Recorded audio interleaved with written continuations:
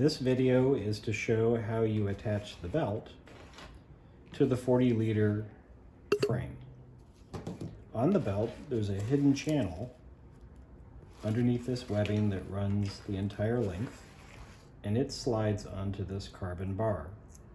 What you do is detach one side, push the carbon bar out so it comes out of its little channel here, and then you simply take this with the hidden channel and slide the bar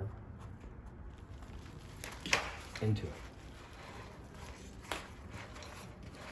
moving the bar along until it pops out the other side. When it pops out the other side, you want to continue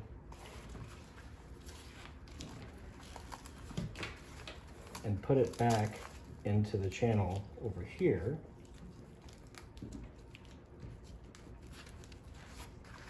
By just moving this slightly and moving it into that channel. It will be a little hard, and you got to get it just right, but it will fit. And once it does, the bar will slide back in.